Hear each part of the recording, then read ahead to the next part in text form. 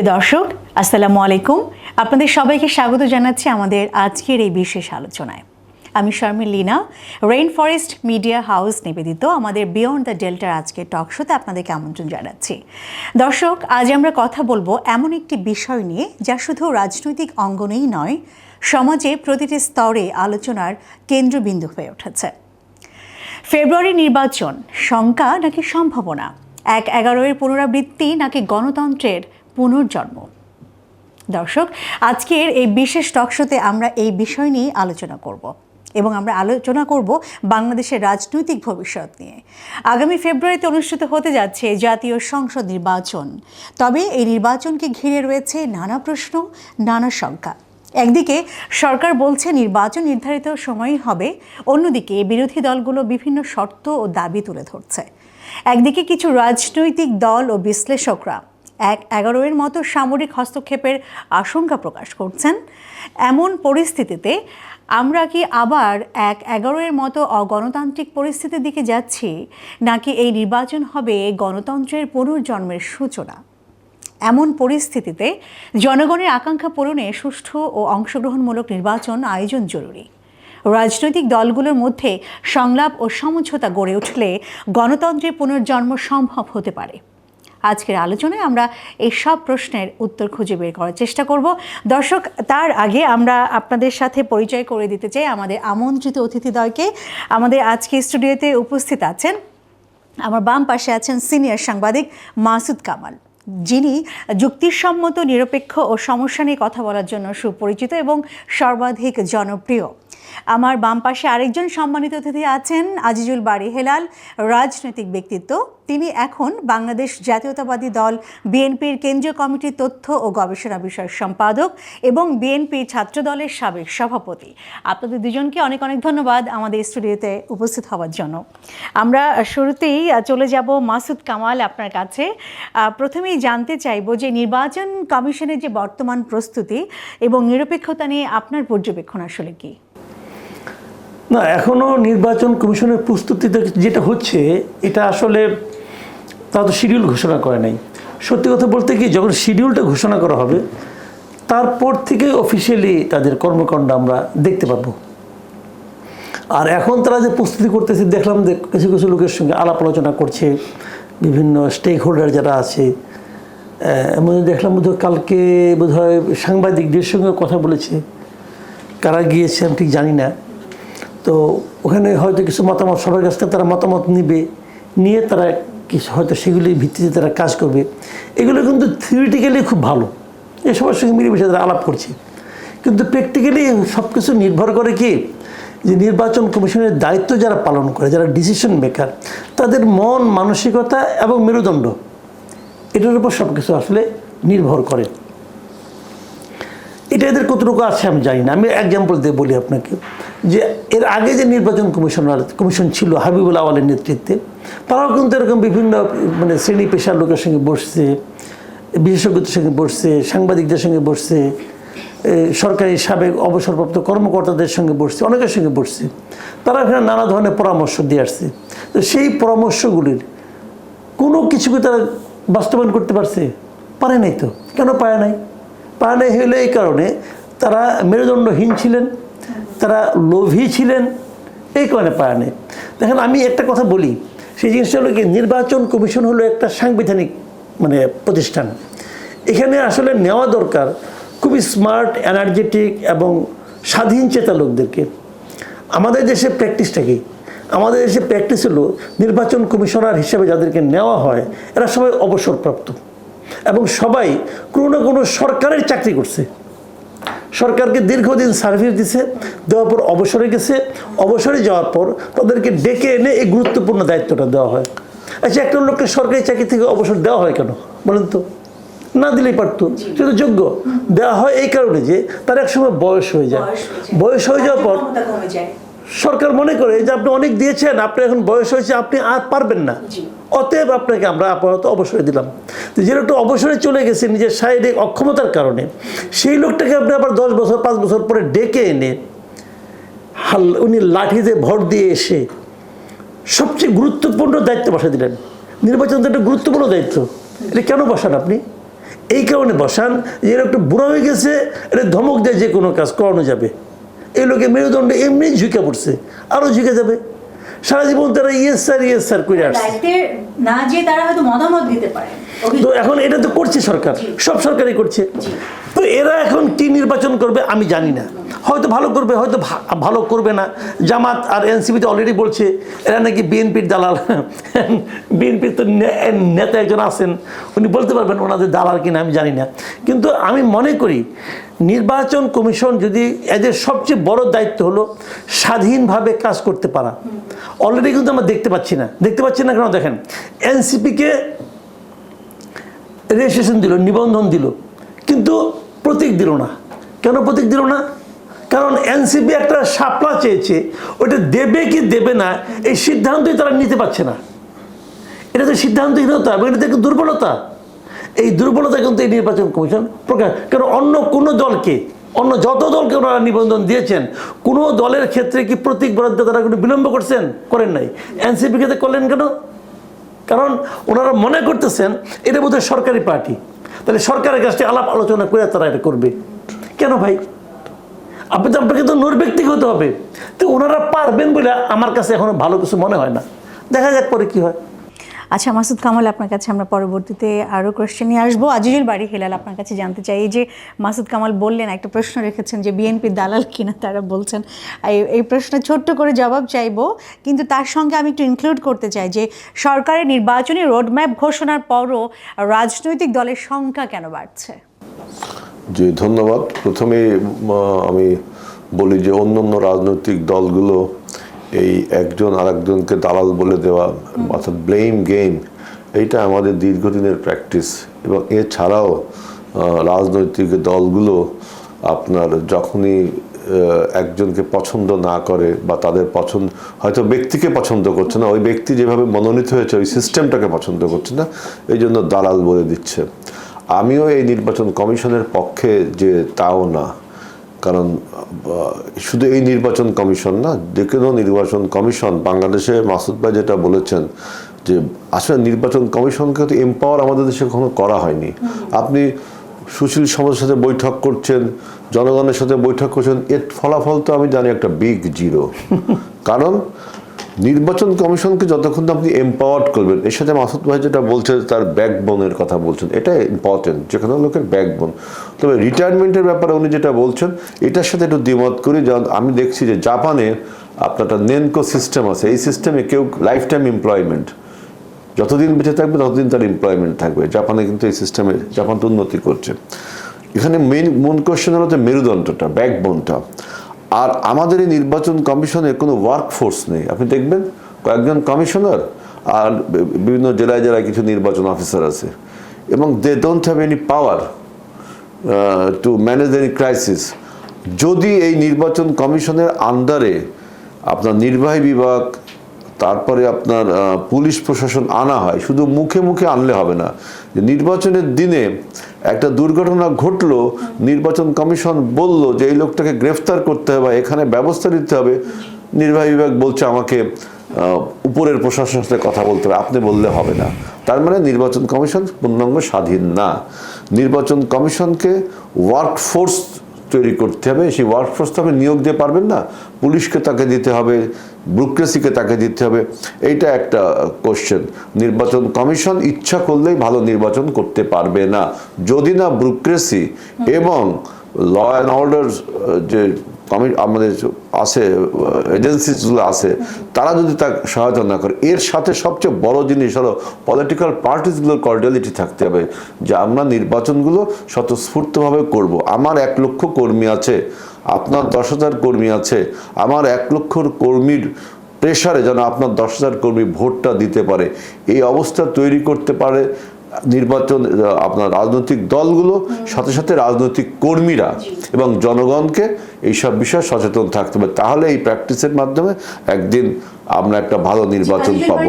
রাজনৈতিক একটি বড় রাজনৈতিক দল হিসেবে বিএনপির অবস্থান কি নির্বাচন আমি এখন ঢেলে সাজানোর বা এটা এই নির্বাচন ঢেলে সাজানো এইগুলো একটা ক্লিশে, মানে গতানুগতিক কথা। এই সাজানোর কি আছে? আপনি একে আনি বিকে প্রতিস্থাপন করেন, বিদ থেকে নির্বাচন কমিশনকে এম্পাওয়ার করার জন্য রাষ্ট্রের সমস্ত মেশিনারিজগুলো ডিউরিং দ্য ইলেকশনস তার হাতে থাকতে হবে, তার সেই হিম্মত থাকতে হবে যে তার কথায় প্রশাসনটা যেন অন্তত নির্বাচনকালীন সময় চলে।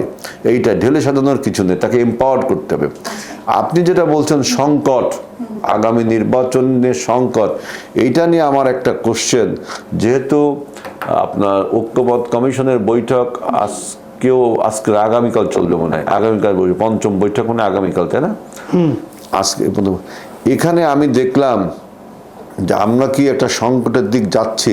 যেমন গণভোটের মাধ্যমে সংকটটা নিরসন করা হচ্ছে, যে জুলাই সনদ গণভোটের মাধ্যমে বাস্তবায়ন করার অঙ্গীকারটা পাবে। মানে গণভোটটা করা লাগছে যে একে অপরের প্রতি আস্থা এবং বিশ্বাস নেই রাজনৈতিক দলগুলো, বলছে যে আমরা জুলাই সনদ বাস্তবায়ন করব। জুলাই সনদটা হলো যে আপনার জুলাই যে আন্দোলন হয়েছে, 24-এর যে গণ অভ্যুত্থান হচ্ছে, তার কিছু প্রেক্ষাপট, তার কিছু ইতিহাস, এবং আমরা আগামী বাংলাদেশকে কিভাবে দেখতে চাই, বাংলাদেশ আগামীতে কিভাবে চলবে, সাংবিধানিক প্রক্রিয়া এবং আইনি প্রক্রিয়া, তার কিছু কমিটমেন্টস। এই কমিটমেন্টগুলো কিন্তু বিফোর দ্য ইলেকশন ইমপ্লিমেন্ট করার কোনো সুযোগ নেই। তারপরেও বিএনপি কিন্তু আপনার 2-3টা অপশন দিয়েছে। একটা হচ্ছে আইনগতভাবে যেগুলো করা দরকার করতে পারে, আপনার সংবিধান সংস্কার করা দরকার হলে সংসদে যাওয়া লাগতে পারে। এছাড়াও যদি আপনি বিফোর দ্য ইলেকশনের ইমপ্লিমেন্ট করতে চান, তাহলে সুপ্রিম কোর্টের কাছে আপনি অবজারভেশন যেতে পারেন। এই কোনো কিছু এই দলগুলো, আমাদের অন্য দলগুলো মানতে চাচ্ছে না যে নির্বাচন জুলাই সনদের ভিত্তিতে নির্বাচন হবে। নির্বাচনকে আমরা ফ্রি ফেয়ার ক্রেডিবল করার কথা না বলে জুলাই সনদের ভিত্তিতে, ভাই জুলাই সনদটা আপনার কমিটমেন্ট। এখন শেষ পর্যন্ত প্রস্তাব দেওয়া হলো গণভোট, যে নির্বাচনের দিনে, জাতীয় সংসদ নির্বাচনের দিনেই গণভোটের মাধ্যমে আমরা জুলাই সনদকে বাস্তবায়নের পক্ষে বিপক্ষে হা না ভোট হবে। এইখানে আমি একটা ক্রিটিক করতে চাই। এইটা জাতীয় ঐক্যমত কমিশনের যারাই আছেন, আমি মনে করি তাদের বিরুদ্ধে, তাদের কাছে আমার এই প্রশ্ন যে গণভোট সাধারণত একটা ইস্যুর উপরে হয়। আমরা বাংলাদেশে এর আগে 2টো গণভোট হয়েছে, দুটোই একটা ইস্যুর উপর হয়েছে। একটা হলো আমরা পার্লামেন্টারি ফর্মে চলে যাব, প্রেসিডেন্সিয়াল ফর্মের বাইরে, ওইটা একটা। আর প্রেসিডেন্ট জিয়াউর রহমানের শাসনকালকে আপনি মানেন কি মানেন না, 2টা। আমি পৃথিবীর আরেকটা কথা বলতে পারি যে ব্রেক্সিট যেটা হলো, যে ইউরোপীয় ইউনিয়নের মধ্যে আপনি থাকবেন কি থাকবেন না। আমাদের দেশের গণভোটে আমি দেখলাম যে প্রথমে ছিল 166টা স্প্রেডশিটের উত্তর, সেইটাকে কনসাইজ করে 80টির মধ্যে আবার দেখলাম 15টি বিষয় ঐক্যমত হয়েছে। ঐক্যমত হয়নি এরকম দিয়ে 15টা বিষয় নিয়েছে। এখন এইটাকে একটা প্যাকেজ করেছে, যে এই জুলাই সনদটা প্যাকেজ করেছে, যে মানে এই প্যাকেজটাই একটা ইস্যু, কিন্তু ওর ভিতরে তো 15টা। এইটা আপনি আস্থা আছে কি নেই। এখন ধরেন এই যদি আস্থা অনাস্থা ভোটে যদি হেরে যায়, আমি আল্লাহ না করে যদি ভোট জয়যুক্ত হয়, কিন্তু যদি না ভোট জয়যুক্ত হয়, তাহলে কি আমাদের জুলাই আন্দোলন কি মিথ্যা ছিল? কারণ জুলাই সনদ তো লেখা আছে জুলাই আন্দোলন কেন হলো, জুলাই আন্দোলনের প্রেক্ষাপটটা কি, ভূমিকাটা কি, আমাদের কি কারণে আমাদের আন্দোলনটা করতে হলো, হাসিনাকে তাড়াতে হলো, এবং আমাদের আগামী দিনের কমিটমেন্ট।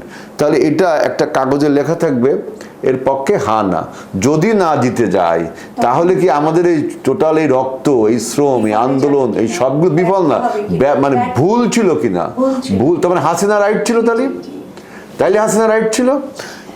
তারপরও যদি ভোটে না হেরে 20 ভাগ ভোটও পায়, 20 ভাগ ভোট পেতেই পারে না, তার মানে কি আপনি আমাদের এই জুলাই আন্দোলনটাকে 24-এর গণ অভ্যুত্থান থেকে একটা ভোটের মাধ্যমে কালিমা লিপ্ত করতেছেন। তো 20 ভাগ লোক কিন্তু আপনার এই জুলাই আন্দোলনকে মানেনি, সেজন্য এই যে গণভোটের এই যে কনসেপশনটা, এটা বাধ্য হয়েছে বিএনপিটা মানতে যে অন্য রাজনৈতিক দল তারা কোনোভাবেই, অনভিজ্ঞতা থেকে তারা কোনোভাবেই কেউ কাউকে বিশ্বাস করছে না, আস্থা বিশ্বাস নেই তাকে, যে গণভোটের মাধ্যমে আপনাকে যদি জনগণের রায় নেওয়া হয় তাহলে সবাই মনে হচ্ছে মানবে। এইটা এখন আমার সেকেন্ড যে কোশ্চেনটা থাকবে এই কমিশনের, এই ঐক্যমত কমিশনের কাছে, যে আপনি তো জুলাই আন্দোলনকে হাস্যকর করে তুলবেনই যদি 20 ভাগ ভোটও নাতে যায়। সেকেন্ড হলো এই জিনিসটা যে গণভোটের বিধানটা কিন্তু আমাদের বর্তমান সংবিধানে নেই। বর্তমান সংবিধানে গণভোটের বিধান নেই। 142 কিন্তু আপনার 15th অ্যামেন্ডমেন্টের মাধ্যমে এটা রিপিল হয়ে গেছে। এখন আপনি এটা অর্ডিন্যান্স দিয়ে বা আইনের কোনো প্রমালগেশন দিয়ে আপনি গণভোটটা চালু করেছেন। কোনো সংক্ষুব্ধ ব্যক্তি মাসুদ কামাল ভাই যদি যে রিট করে আদালতে যে গণভোটটা কিভাবে সম্ভব, আইনগত রিট করে, আর হাইকোর্ট যদি বলে যে যেহেতু রিট হয়েছে নির্বাচন বন্ধ, রিট খারিজ না হওয়া পর্যন্ত, রিটের রায় না হওয়া পর্যন্ত নির্বাচনটা বন্ধ হয়ে গেল। এই একটা আমি ডিমেরিটস দেখছি। আগে আর একটা ডিমেরিটস বললাম। আরেকটা বক্তব্য হলো যে আপনি এই যে বলা হয় যে সংবিধানকে রিরাইট করতে হবে, সংবিধানে নতুন পরিষদ করতে হবে। এখন গণভোটের ফলে জয়যুক্ত হবে নিশ্চয়ই, তখন আরেকটা প্রশ্ন দাঁড়াবে, যেহেতু গণভোট হচ্ছে, এটাই গণপরিষদ হচ্ছে, এই গণপরিষদের মাধ্যমে যেহেতু গণপরিষদ হচ্ছে তাই সংবিধানকে রিরাইট করা যাচ্ছে। তার মানে ওই যে রিসেট বাটনে চাপ দিয়ে পূর্বের ইতিহাসকে ভুলিয়ে দিয়ে বাংলাদেশের 71-90-কে ভুলিয়ে 24 থেকে বাংলাদেশের ইতিহাস লেখার যে প্রবণতা, যে অশুভ প্রবণতা, তার কি কোনো বার্তা আমরা পাচ্ছি কিনা? এই জন্য আমি বলছি যে এই ঐক্যমত কমিশনের কাছে আমার বক্তব্য যে আসলে গণভোটের বিপক্ষে যদি কোনো ভোটটা পড়বেই, আর যদি হেরে যায় তাহলে আমরা কি জুলাইতে ভুল রক্ত দিয়েছিলাম? আমরা কি জুলাইতে আন্দোলনকে মিথ্যা আন্দোলন ছিল? এটাই হলো আমার বক্তব্য। মাসুদ কামাল, আপনার কাছে একটু জানতে চাইবো যে এই শঙ্কার মধ্যে দিয়ে আরেকটি প্রশ্ন, শঙ্কার প্রশ্নই, যে জামায়াত ইসলামী এবং এনসিপির শর্তে নির্বাচন নিয়ে নতুন করে এই শঙ্কাগুলোর পাশাপাশি নতুন করে কোনো শঙ্কা তৈরি হচ্ছে কিনা তাদের শর্তের উপর নির্ভর করে? দেখেন, আমি নিজেও মনে করি, কালকে আমি হেলাল ভাই যে কথাটা বললেন, এই কথাটা গতকালকে একটা টক শোতে ছিলাম, আমি ঠিক এই প্রশ্নটাই করেছিলাম যে আপনারা যে গণভোট নিয়ে এত হইচই করছেন, যদি গণভোটে না জয়যুক্ত হয় তাহলে কি হবে? এখন এটাকে অনেকটা হয়তো আপনার মনে হবে যে হাইপোথিসিস টাইপের বলা হচ্ছে, হাইপোথেটিক্যালি বলা হচ্ছে, এটা সম্ভব না, কিন্তু তা কিন্তু নয়। হেলাল ভাইয়ের একটা জায়গায় আমি একটু হেলাল ভাইকে আশ্বস্ত করি, যদি গণভোটে আপনারা হেরে যান তাহলে জুলাই আন্দোলন মিথ্যা হবে তা নয়, বরং এটা প্রমাণিত হবে জুলাই আন্দোলন ঠিক ছিল। আন্দোলনের পর এই সংস্কার এবং নির্বাচনের দায়িত্ব আমরা ভুল লোকের হাতে দিয়েছিলাম, এটা প্রমাণ হবে। কারণ এরা ভুলভাবে জিনিসটাকে হ্যান্ডেল করতেছেন। এই সংস্কার নিয়ে যে নাটকগুলি হচ্ছে, এটা কি জানেন, ওই যে অনেক সময় করে না যে একজন লোককে আসামি বানানো হলো, তাকে রিমান্ডে আনা হয়। হ্যাঁ, এখানে এই সংস্কার এবং নামে, এই পরিবর্তনের নামে এই সরকার টেকনিক্যালি পলিটিক্যাল পার্টির লিডারদেরকে রিমান্ডে নিয়ে যায় প্রতিদিন রিমান্ডে নিয়ে। আমি তো মোটামুটি জানি, যারা এখানে থাকি, আলাপসাপ্ত করি, প্রথমে সবাই যায়, সকালে বাসার থেকে নাস্তা করে যায়, যাওয়ার পরে ওখানে যার যার মতো সবাই বলে, কোনো সমাধান আসে না, কিন্তু শেষ দিকে যে টায়ার্ড হয়ে যায়, তখন খাবার টাবার নিয়ে আসে, আনার পর থেকে আসে, ইন্টারকন্টিনেন্টাল থেকে খাওয়া দাওয়া করার পর আরও টায়ার্ড হয়ে যায়, কারণ খাওয়ার পরে তো একটা ঘুম ভাব আসে, তখন আরও টায়ার্ড হয়ে যায়। টায়ার্ড হয়ে গেলে পরে আলী রিয়াজ সাহেব যা বলে, ঠিক আছে যা হয় এটা করেন, লম্বা মিটিংয়ে যা হয় এখানেও তাই হয়, আলটিমেটলি নেট রেজাল্ট 0। এইভাবে একটা জাতির সংস্কার হয় না, এইভাবে প্রশাসনের সংস্কার হয় না। আচ্ছা, আপনি আমাকে একটা কথা বলেন, আপনি যে কোনো একটা সাধারণ মানুষকে জিজ্ঞাসা করেন যে ভাই, এক কক্ষ বিশিষ্ট পার্লামেন্ট চান না দ্বিকক্ষ বিশিষ্ট পার্লামেন্ট চান? এটা একটা বড় ঘটনা, বলুন তো আপনি কি চান? সে কি বলবে? ভাই জিনিসপত্রের দাম কমান, দুর্নীতি কমান। ভাই প্রবলেম তো এগুলো। তো দুর্নীতি আমাদের দেশের একটা ক্যান্সার এই মুহূর্তে। এই সংস্কার প্রস্তাবনার মধ্যে দুর্নীতি কমানোর জন্য কি আছে বলেন তো? কিছুই নেই। তাহলে কিসের সংস্কার আপনি করবেন? কার সংস্কার করতেছেন? বিদেশ থেকে লোকজনকে নিয়ে আসছেন ভাড়া করে, তারা বসে বসে জ্ঞানের কথা কয়, ঘাড় বেঁকাইয়া এমনি করে অমনি করে কত কথা যে বলে, আমরা এগুলি দেখি বসে বসে। তো এই সংস্কারের কি ভবিষ্যৎ? বিএনপি কি বলছিল যে আপনারা সংস্কার প্রস্তাব পাস করেছেন, করেন, তারপর একটা পার্লামেন্টে বসবো। দেখেন আমি একটা কথা বলি, কতগুলো কথা খেয়াল করেন আপনি। কালকে তারেক রহমান সাহেব একটা ইন্টারভিউ দিয়েছেন, সেই ইন্টারভিউ ওনাকে একটা বেসিক একটা পয়েন্ট জিজ্ঞেস করা হয়েছে যে আওয়ামী লীগের কী হবে, আওয়ামী লীগের শাস্তি কী হবে। আবার বলেছে আপনার দলের প্রধানমন্ত্রী কী হবে। উনি প্রতিবার কি উত্তর দিচ্ছেন? উনি বলতে পারছেন আমি হব। উনি যদি বলতেন যে আমি হব, কেউ না করতো? কেউ উনি দলের প্রধান ব্যক্তি না করতে পারতো। উনি কি বললেন? এটা জনগণ ঠিক করবে। পার্টিতে প্রাইম মিনিস্টার কী হবে, পার্টি ঠিক করবে বলছে। তো আমি আপনি সবাই জানি যে ওনাকেই ঠিক করবে, কিন্তু উনি তো এটা মুখে উচ্চারণ করেন নাই। এটা হলো পরিমিতিবোধ, এটা হলো শিক্ষা। তো এখন আগামীতে কি হবে, দেশ কিভাবে চলবে, সংস্কার কিভাবে চলবে, এটা কে ঠিক করবে? জনগণ ঠিক করবে। কিন্তু ওনারা কি প্রেশার দিচ্ছেন না আপনারা 35টা পার্টি মিলে ঠিক করেন? কেন পার্টি ঠিক করবে কেন? এটা জনগণ ঠিক করবে। এই কথাটা বিএনপি যদি বলে, বিএনপি কি বলছে যে আমরা ইলেকশন করি, যারা জিতবে তারা এসে ঠিক করবে। এটা যারা জিতবে তারা কে? তারা হলো জনগণের প্রতিনিধি, কিন্তু জনগণ তাদেরকে পাঠাইছে এখানে, তারা হলো জনগণের প্রতিনিধি, তো তারা ঠিক করবে। এরা কি বলছে না আমরাই জনগণ, আমরাই দেশ, আমরা যা বলবো তাই না, আপনারা তা না। এই এখতিয়ার আপনাদের কে দিচ্ছে? তাহলে কি পুরনো সেই? তো এখন এরা কি বলতেছে না এখনই বলতে হবে, এখনই বলতে হবে। কেন? যখন তারা বলে যে এখনই এটা করতে হবে, তার মানে হলো আপনারা বিএনপিকে অবিশ্বাস করতেছেন। আপনারা ধরে নিচ্ছেন বিএনপি ক্ষমতায় যাবে, যাই এটা ভুলে যাবে। তার মানে আপনারা বিএনপিকে অবিশ্বাস করেন। তো ভাই এটা তো হইল না।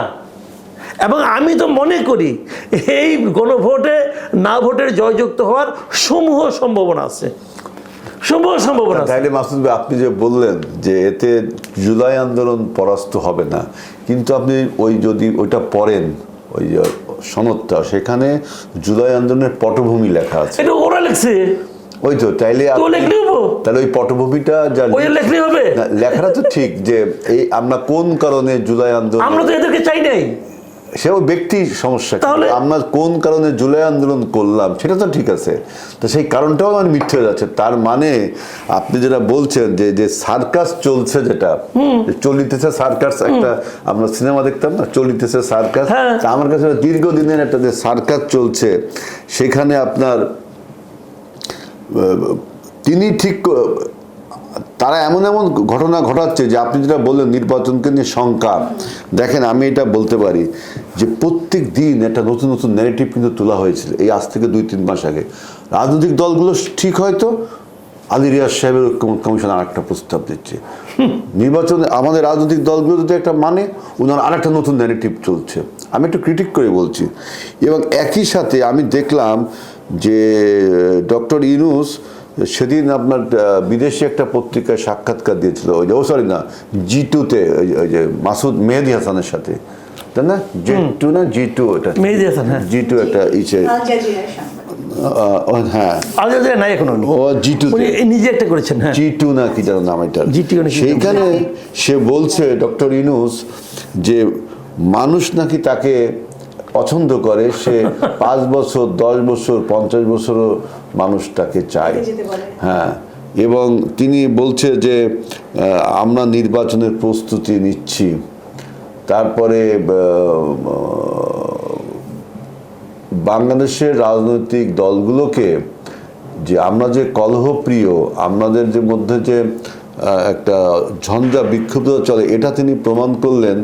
ওই জাতিসংঘে যে বৈঠকটা হলো সেখানে আমি দেখলাম যে তিনি যখন নিরাপদে বের হয়ে গেলেন আর রাজনৈতিক দলগুলোকে তোপের মুখে ফেলে দিলেন, এবং সেখানে তিনি দেখাতে চাইলেন যে আমাদের দেশের রাজনীতিবিদদেররা কত ঝঞ্ঝা বিক্ষুব্ধ, কত কলহপ্রিয়, কত আনপপুলার, এটাও তিনি অনেক কিছু দেখাতে চাইলেন। এবং এই যে নির্বাচন ঐক্যমত কমিশনে যে সার্কাস চলছে, এই সব মিলিয়ে আমার কাছে মনে হয় যে সরকারের নির্বাচন করার কর্ডিয়ালিটি আছে কি নেই। এবং আমাদের রাজনৈতিক দলগুলো যারা আমরা 24-এর গণ অভ্যুত্থানে একসাথে ছিলাম, তাদের সবার কি নির্বাচন করার প্রতি মুখে যতই বলুক, তারা যদি নির্বাচনটা পিছিয়ে দিয়ে তাদের দলকে শক্তিশালী করতে চায় বা তাদের দলকে গুছিয়ে নিতে চায়, এটা আমরা কিন্তু জানি। কিন্তু যখন সরকার থেকে বলা হয় যে এই প্রশাসনে আপনার জামাত এবং বিএনপির আধিক্য, যদিও সরকারের এই বক্তব্যের সাথে আমি একমত না, তার মানে কি সরকার নিজেই আশঙ্কা প্রকাশ করছে যে নির্বাচনে লেভেল প্লেইং ফিল্ড নেই। জামাত বিএনপির যদি আধিক্য থাকে তাহলে অন্য দল আধিক্য তো নেই, তাহলে আপনিও তো এখানে দায়িত্ব পালনে ব্যর্থ হয়েছেন যিনি বলছেন এই কথাটা যে জামাত এবং বিএনপির আধিক্য রয়েছে।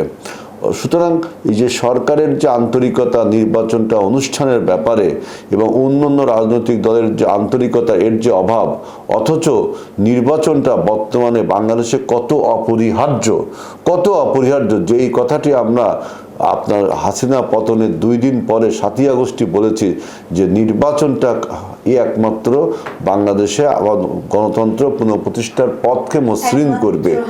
আপনি কারণ গণতন্ত্রের পূর্ব শর্ত, কিন্তু কত বয়ান তোলা হয়েছে যে নির্বাচন হলে সবকিছু ঠিক, নির্বাচন হলে সবকিছু ঠিক। আজকে তো প্রমাণ হয়েছে যে নির্বাচনটাই আপনারা করতে পারছেন না, কারণ এত তর্ক বিতর্ক বিদেশ থেকে ভাড়া করে আপনি নিয়ে আসছেন বিতর্ক করার জন্য। কি মনে হয় যে বিএনপি এবং এই যে অন্যান্য দলের নির্বাচনে অংশগ্রহণের যে শর্তগুলো আছে সেগুলো কি গ্রহণযোগ্য? শর্তগুলো মানে এই যে বিএনপি এবং অন্যান্য দলগুলো নির্বাচনে অংশগ্রহণের জন্য কতগুলো শর্ত যে দিচ্ছেন তারা, যে সংস্কার কতটুকু প্রয়োজন, শর্ত একটাই হওয়া উচিত এবং সবাই মনে যে নির্বাচনটা কিভাবে ফ্রি অ্যান্ড ফেয়ার করতে পারি, এইটার উপর যদি আমরা আলোচনা করতাম, এইটার উপর যদি এই 12 মাসে যে অশ্বডিম্ব প্রসব করলাম সেই যদি এইটা নিয়ে আলোচনা করতাম তাহলে কিছুটা ফল পাওয়া যেত যে ফ্রি ফেয়ার ক্রেডিবল ইলেকশনটা কিভাবে সবাই মিলে করা যায়। যদি প্রতি 5 বছর আপনি অন্তর আপনি যদি এই ফ্রি ফেয়ার ইলেকশনটাকে অ্যাসিওর করতে পারেন, তাহলে বাংলাদেশের গণতন্ত্র বলেন, ইকোনমিক ডেভেলপমেন্ট বলেন, আমরা অনেক দেশ থেকে ছাড়িয়ে যাব। এখন দেখেন গত 12 মাসে রেমিটেন্স যে হারে আসছে, কিন্তু আপনি দেখেন আনএমপ্লয়মেন্টের সংখ্যা বেড়ে যাচ্ছে, কারণ এই রেমিটেন্সের টাকা দিয়ে আপনি ওই যে ফ্যাসিবাদ যে আপনার লোন করেছে সেই লোন শোধ করছেন। তারপরে কোনো ব্যবসায়ীরা আপনার ব্যবসা প্রতিষ্ঠানকে নতুন নতুন ইনিশিয়েটিভ নিতে পারছে না রাজনৈতিক আনসার্টেনিটির জন্য। রাজনৈতিক সেটেলমেন্ট না হওয়া পর্যন্ত ব্যবসা বাণিজ্য ভালো হয় না।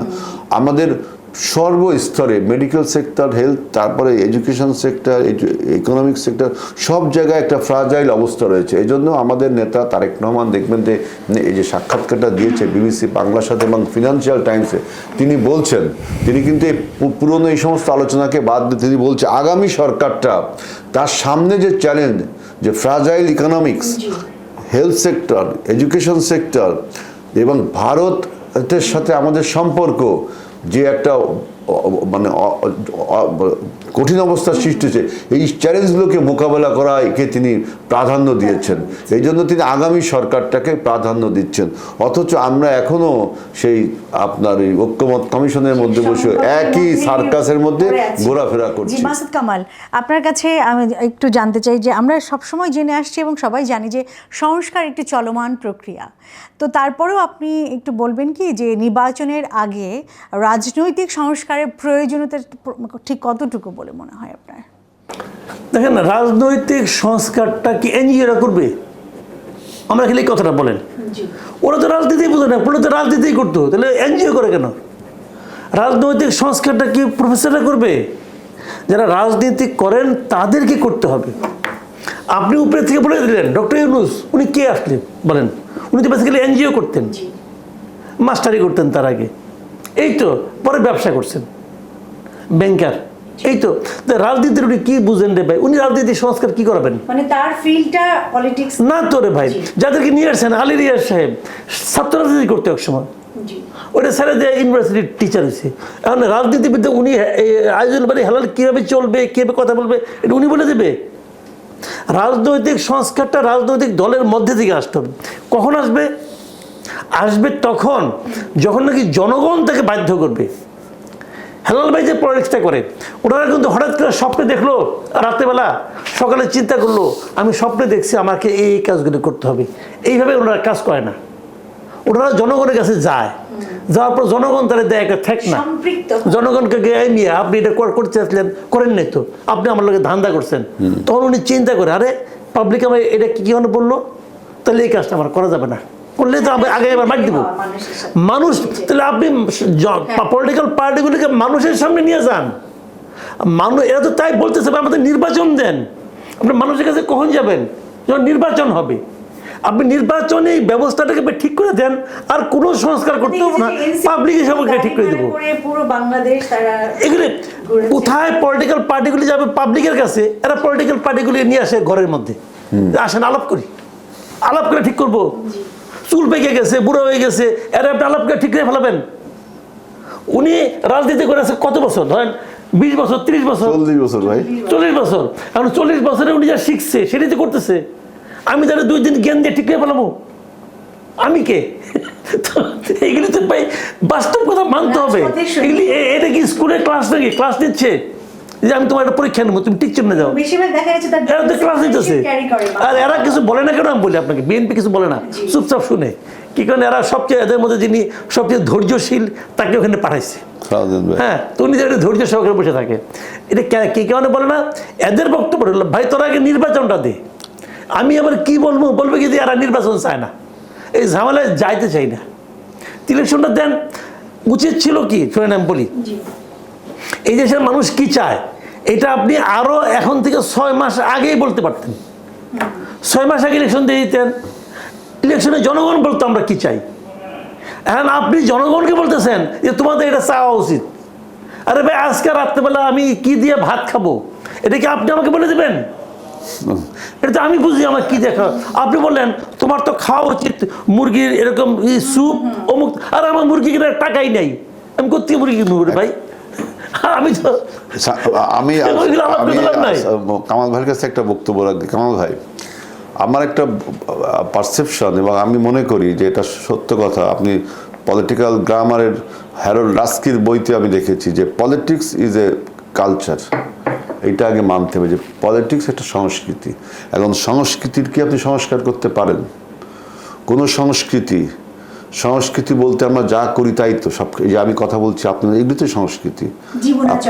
যা কিছু আমরা করি সব কিছুই সংস্কৃতি। তো এই সংস্কৃতিকে আপনি সংস্কার করতে পারেন না, এটা অটোমেটিক্যালি হয়, এটা ধীরে ধীরে হয়। তো এটা মানুষের জীবন যাপন থেকে উঠে আসে। যদি সংস্কৃতি হয়, তা সেই সংস্কৃতিকে আপনি সংস্কৃতির সংস্কার, মানে সোনার পাথর বাটি আমার কাছে মনে হয়। সংস্কৃতির কি সংস্কার হয়? আমরা দেখতে পাচ্ছি যে তারা সংস্কার বলতে কিন্তু শুধু বিচারটাকেই বোঝাচ্ছেন। আওয়ামী লীগের বিচারের ব্যাপারে কে বলছে যে বিচার করব না? একটা লোক দেখান। আওয়ামী লীগ যারা করে তারাও কি বলেছে? যারা আজকে বাংলাদেশে ঘুরে বেড়াচ্ছে, তারাই কি তাহলে বিচার করে যেতে চান? বিচার তো আপনার চলমান প্রক্রিয়া, বিচার হচ্ছে। আর একটা দেখেন যে এই যে সার্কাস পার্টি যেটা বসছে, সেইখানে দেখবেন আমরা বিএনপি আমরা কত একাডেমিক হয়ে কথাগুলো বোঝাচ্ছি। প্রত্যেকটা ইস্যুকে আমরা কিন্তু একাডেমিক বিশ্লেষণ করছি, এর পক্ষে বিপক্ষে ভবিষ্যতে কে সেই যুক্তিগুলো আমরা পেশ করছি। আর অন্য সমস্ত রাজনৈতিক দল ইনক্লুডিং আপনার আলী রিয়াজ স্যার এবং আরও যারা আছেন, তারা সবাই সুপারফিশিয়াল একটা কথা বলছে। তা আমার কাছে মনে হচ্ছে যে মানে একটা কথা বলে একটা হুর লাগিয়ে দেওয়া, গন্ডগোল লাগিয়ে দেওয়া, একটা প্যাচ লাগাই দেওয়া দেশের মধ্যে, সেইগুলোকে বিএনপিকে কত ধৈর্যশীল হয়ে প্রত্যেকটা প্যাচ, প্রত্যেকটা এই যে কুটনামি মার্কা কথাবার্তা, নির্বাচনকে পিছিয়ে দেওয়ার জন্য, নির্বাচনকে অনিশ্চিত হওয়ার জন্য, 10 বছর ক্ষমতায় থাকার জন্য, যাদের রাজনীতিতে এবং সমাজে 10 জন মানুষের সাথে সম্পৃক্ততা নেই, 15 জন মানুষের সম্পর্ক নেই, তারা প্রত্যেক দিন সকালে সুটেড বুটেড হয়ে সুন্দর করে টেলিভিশনে লাইভ দেখছেন। অতএব এইটাকে লিঙ্গারিং করতে তো তাদেরই ভালো।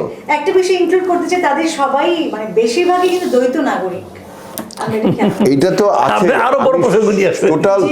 টোটাল ওই ফাংশন যেটা হয় সেখানে, সেইটা দেশের কি কল্যাণ বয়ে আনে। বরঞ্চ দেখেন আমি বলছি যে ওনারা যারা ওখানে ওই যে সার্কাসটা বসে প্রত্যেক দিন, এটা দেশের জনগণের, দেশের অর্থনীতি, দেশের সমাজনীতি, দেশের সংস্কৃতির কি কল্যাণ বয়ে আনে, বরঞ্চ কিছু গন্ডগোল করা, নিজেদের মধ্যে তর্ক বিতর্ক কিছু পয়েন্ট দিয়ে দিয়েছে। জনগণের প্রত্যাশা, মাসুদ ভাই যেটা বলেছে যে ভাই প্রত্যেকটা এভরি 5 ইয়ার্স যেন সে তার নিজের ভোটটা পছন্দের ব্যক্তিকে দিতে পারে, এই ব্যাপারে কোনো হার্ডেল না থাকে, এই ব্যাপারে কোনো বাধা না থাকে, এইটাই জনগণের নিশ্চিত। আর জনগণ মোটা ভাত মোটা কাপড় পরে স্বচ্ছন্দে জীবন যাপন চায়। Peoples are very much ready to cast their vote because long 17 years they are deprived from giving their vote. সুতরাং মানুষ রেডি, সব কিছু রেডি। যিনি নির্বাচনটা দিবেন তিনি এখন বিভিন্ন রকম ফন্দি ফিকির করছে, সে বানরের পিঠাভাগের মতো, একবার কাউকে বেশি দেয় একবার নিজে খেয়ে ফেলায়, একবার কাউকে বেশি দেয় একবার নিজে খেয়ে ফেলায়। আমি মনে করি যে অবিলম্বে এই আপনার আপনি কি যেন গণভোট করেন, তারপরে জুলাই সনদ বাস্তবায়ন যাই কিছু করেন, নির্বাচনের ডেট যেটা ঘোষণা করে সে স্কেডিউল ঘোষণা করে জনগণকে নির্বাচনের মাঠে যাওয়ার ব্যবস্থা করে দিন। জি মাসুদ কামাল, নির্বাচন সুষ্ঠু এবং গ্রহণযোগ্য হলে দেশের রাজনৈতিক স্থিতিশীলতা কেমন হতে পারে? ভালো হবে। শুনেন, আমি যে কথাটা এতক্ষণ ধরে বললাম এবং সবসময় বলি, সেটা হলো গিয়ে ওই যে একটা কথা বলে না যে সকল ক্ষমতার উৎস জনগণ, যেটা নাকি আমার দেশে জনগণ কখনো দেখে নাই, এটা দেখে না তো মানুষ। তারপরে আমি মনে করি এটা দেখেন একবার ইলেকশন হলেই যে সব আপনার দেশ একদম সোনায় হয়ে যাবে, সোহাগা হয়ে যাবে, স্বর্গ হয়ে যাবে, তা কিন্তু না। কিন্তু প্রক্রিয়াটা শুরু হবে। যে কথাটা হেলাল ভাই বললেন, সংস্কৃতি কিন্তু একদিনে চেঞ্জ হবে না। আপনি ভালো কিছু চাচ্ছেন, এটা আস্তে আস্তে চেঞ্জ হবে। মানুষ যখন বুঝবে যে আমি ডিসিশন মেকার, আমার নেতা আমার সঙ্গে ভালো আচরণ না করলে তাকে আগামীবার আমি সংসদে পাঠাবো না, তাকে আমি ভোট দিব না, এটা যখন মানুষ বুঝবে তখন মানুষ নিজেকে এম্পাওয়ার্ড ফিল করবে, বলবে যে হ্যাঁ আমি তাহলে পাওয়ারফুল হয়েছি। এবং একই সময়ে ওই নেতা বুঝবে যে আমি যদি ওদের কথাগুলি না ভাবি, ওদের স্বার্থে কাজ না করি, তো এই লোক তো আমাকে আগে এবার ভোট দিবে না, কাজে ওদের জন্য আমি কাজ করি। কাজে এই ভোটটা যদি আপনি ঠিক করতে পারেন, আর কিছু লাগে না। আরেকটা জিনিস লাগে, যদি ভোট কেউ চুরি করে যেন আমি আদালতে যেতে পারি, তার মানে বিচার বিভাগটাকে আপনি ঠিক করতে হবে। বিচার বিভাগটা ঠিক করেন আর ভোটটা ঠিক করে দেন, আর কিচ্ছু লাগবে না। তা না হলে এই ধরনের বৈষম্য চলতেই থাকবে। এই যে কী হয়েছে বলেন, এরা আসছে বৈষম্য বুঝে ছাত্র আন্দোলনের মাধ্যমে, তারা আসছে বৈষম্যহীন সমাজ কায়েম করার জন্য, পারছে। আদালতে কি হচ্ছে, উনি আইসা নিয়ে ওনার মামলাগুলি সব উঠাই নিছে। এটা কোন আইনে নিছে, কোন সিস্টেমে নিছে? আগের সিস্টেমে নিছে। যে কাজ হাসিনা করতো ইউনূস সাহেব সেই কাজই করে নাই। তখন ওনার লজ্জা লাগে নাই? একবার তো বুঝে নাই জিনিসটা যে লোক আমার এটা হাসাহাসি করবে, ওনার লাগে নাই। কেমন লাগে নাই জানেন? যারা হাসাহাসি করবে এদেরকে তুমি চিনেই না, সে তো এদের সঙ্গে থাকে না, সে তো এদেরকে নিজের লোক মনে করে না, কি আসে যায়। তো এই যে মানসিকতাটা, এই মানসিকতাটা হলো সবচেয়ে বড় সমস্যা। আজকে দেখলাম যে বৈষম্য বুঝে ছাত্র আন্দোলনের 2 নেতার নামে নাকি 2টা টেলিভিশনের লাইসেন্স হয়ে গেছে। তো কি হলো রে ভাই, কই বৈষম্য বিরোধী? সবাই তো বৈষম্য, এইগুলি বলে লাভ নাই। আচ্ছা জি আজিজুল বারী হেলাল, যদি রাজনৈতিক দলগুলোর মধ্যে সমঝোতা না হয়, আমরা যদি ধরে নিই আর কি, এবং নির্বাচন যদি বিলম্বিত হয়, তাহলে 2007 সালের যে 1/11 রাজনৈতিক সংকটের পুনরাবৃত্তির আশঙ্কা কতখানি বাস্তব বলে আপনি মনে করেন? আমরা জানি যে হিস্ট্রি রিপিট ইটসেলফ, ইতিহাস তার নিজের নিয়মে পুনরাবৃত্তি হয়। কিন্তু আমার পলিটিক্যাল পরিবর্তনগুলো, রাজনৈতিক পরিবর্তনগুলো ইতিহাসের এই থিওরি মানে না যে একইভাবে আবার যে আপনার ক্ষমতার পালাবদল হবে, তা না। প্রত্যেকটার বাড়ির ধরনের পরিবর্তন হয়। তা আমার ধারণা, আমার পলিটিক্যাল চিন্তা থেকে আমি মনে করি, এবার যদি আমরা একটি গণতান্ত্রিক সরকার, রাজনৈতিক সরকার প্রতিষ্ঠা করতে ব্যর্থ হয়, তাহলে বাংলাদেশ একটা বেজেল স্টেট বা স্যাটেলাইট স্টেটে পরিণত হবে, একটা মক্কেল রাষ্ট্রে পরিণত হবে। এখন আপনি প্রশ্ন করতে পারেন যে ওই যে বললাম না, মক্কেল রাষ্ট্রে পরিণত হবে, তখন কার মক্কেল হবে? পৃষ্ঠপোষকটাকে, প্যাট্রোনাইজার কি হবে? আপনি দেখেছেন যে অখণ্ড ভারত যে চিন্তা, আপনার বিজেপি সরকার বা ইন্ডিয়ান সরকার, অখণ্ড ভারত, ওই শখের মধ্যে কি আমরা পড়ে যাব? তখন এই দেশে আপনার হামিদ কারজাই মার্কা একটা সরকার আফগানিস্তানে ছিল, ব্যাকড বাই আমেরিকা। আবার আব্দুল ঘানি একটা সরকার ছিল, ব্যাকড বাই আমেরিকা, ইরাকে। এরপরে আপনার আমরা সিকিমের লেন্দুব দর্জির কথা জানি, যে সিকিমের মুখ্যমন্ত্রী হয়েও যে মুখ্যমন্ত্রী সিকিমের প্রধানমন্ত্রী, একটা ইন্ডিপেন্ডেন্ট কান্ট্রি হয়েও ভারতের কাছে তিনি তার সার্বভৌমত্ব স্বাধীনতাকে বিকিয়ে দিয়েছিল। তা আমি মনে করি যে 1-11 একটা ভয়ঙ্কর জিনিস ছিল। ওই দিন 1-11-র ফলেই কিন্তু বাংলাদেশ ভারতের কাছে ইজারা নিয়েছিল, ভারত ইজারা দিয়েছিল বাংলাদেশকে। এখন হয়তো ইজারা আর নিবে না অন্য দেশগুলো, এখন একটা মক্কেল রাষ্ট্রে, ক্লায়েন্ট স্টেটে পরিণত হবে বাংলাদেশ। এবং এখানে যে সরকার যারা থাকবে এদেরকে চিফ মিনিস্টার বা ফার্স্ট মিনিস্টার বলা হতে পারে। অর্থাৎ বাংলাদেশের স্বাধীনতা এবং সার্বভৌমত্ব আপনার ধ্বংস হতে পারে। আর একটা জিনিস হতে পারে যে বাংলাদেশে বিরাজনীতিকরণ হতে পারে, যে সমস্ত বড় বড় রাজনৈতিক দল আছে, যেমন আওয়ামী লীগ তার রাজনৈতিক হারিয়েছে, বিএনপি বা জামাত বা অন্য অন্য দল তারাও এরকম তাদের রাজনীতি হারিয়ে যেতে পারে। আবার আরেকটা হতে পারে বাংলাদেশে আপনার চরমপন্থা বা উগ্রপন্থা, সেটা মুসলিম মৌলবাদ বলেন আর হিন্দু মৌলবাদ বলেন বা অন্য কোনো ফর্মে বলেন, একটা চরমপন্থা উগ্রপন্থার উত্থান হতে পারে, যেটা প্রতিবেশী রাষ্ট্র ভারত দেখাচ্ছে যে বাংলাদেশে মৌলবাদ, চরমপন্থা, উগ্রপন্থা, মৌলবাদ বলতে শুধু মুসলিম মৌলবাদ না, এই সব কিছুর পোর্ট্রেট তিনি করতে চাচ্ছেন। সুতরাং এরকম কিছু একটা অবস্থা বাংলাদেশে হতে পারে, যাতে অখণ্ড ভারত যে পরিকল্পনা সেটা বাস্তবায়ন করতে সুবিধা হয়। আচ্ছা, আমরা একেবারে শেষের দিকে চলে আসছি। মাসুদ কামাল, আপনার কাছে কি মনে হয়, আমি একই প্রশ্ন আপনাকে করতে চাই একটু অন্যভাবে, যে বর্তমানের যে রাজনৈতিক পরিস্থিতি এবং সরকারের ভূমিকা, এই সংকটের পুনরাবৃত্তির সম্ভাবনা কতটুকু বাড়িয়েছে বলে আপনার মনে হয়? সরকার মানে শুরুর থেকেই যা করছে এখনও তাই করছে। তাদের সময় ঘনিয়ে আসছে, বিদায়ের সময়, এবং তারা নিজেরাও বুঝতে পারছে তারা বেশি দিন আর থাকতে পারবে না, এখন তাদের যাইতে হবে। এখন এই সময় সরকারের মধ্যে আমি দুই ধরনের প্রবণতা দেখছি। এক ধরনের প্রবণতা হলো যে আরেকটু চেষ্টা করা, আর কিছুদিন থাকা যায় কিনা, আরেকটু ঝামেলা করা যায় কিনা। অনেকের মধ্যে এরকম প্রবণতা আছে যে একটা কথা আছে, প্রবাদ আছে না, যে শেষ সময় যা পাই। এখন এই যা পাওয়ার একটা মানে প্রতিযোগিতা শুরু হয়ে গেছে, আর কতটুকু পাওয়া যায়, কিভাবে ম্যানেজ করা যায়।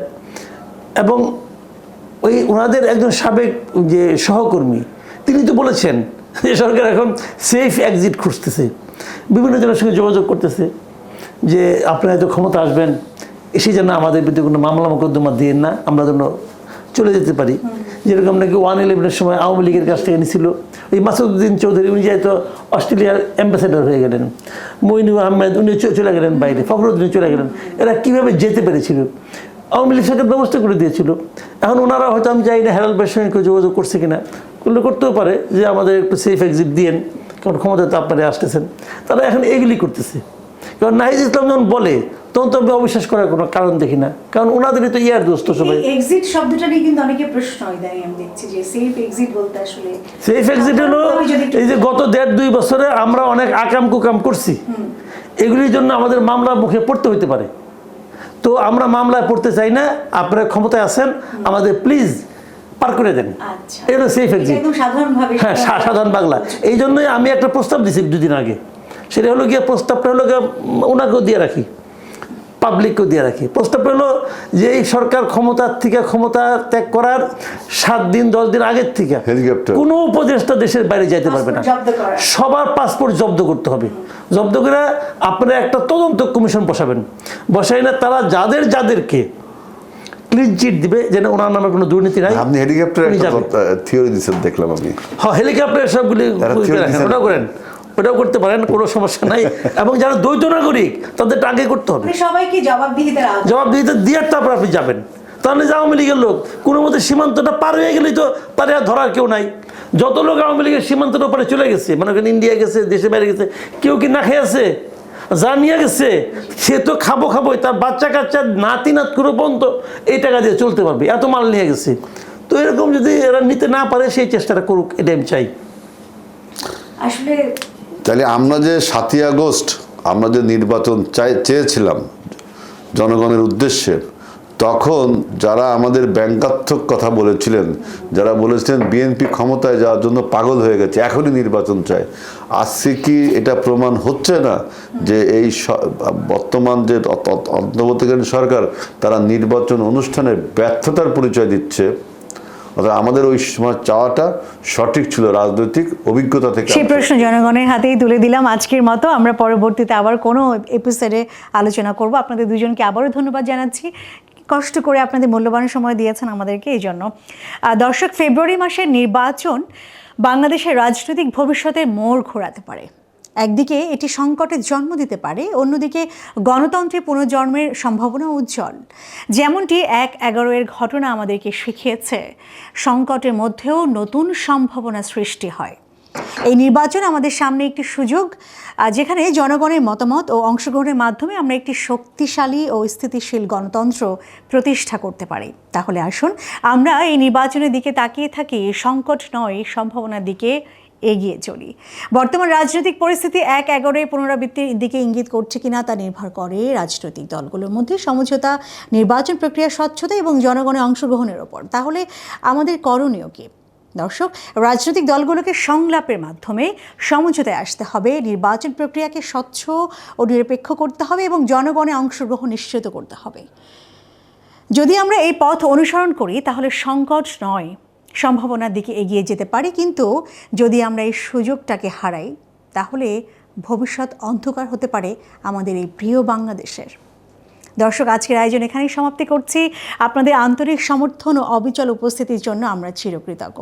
অনুগ্রহ করে আমাদের ফেসবুক এবং YouTube channel beyond the delta subscribe করুন, ভিডিওটি শেয়ার করুন এবং আপনাদের মূল্যবান মতামত জানান। আপনাদের মতামত আমাদেরকে সব সময় অনুপ্রাণিত করে। এতক্ষণ সঙ্গে থাকার জন্য ধন্যবাদ সবাইকে। সবাই ভালো থাকবেন, নিরাপদে থাকবেন, সুস্থ থাকবেন। আল্লাহ হাফেজ।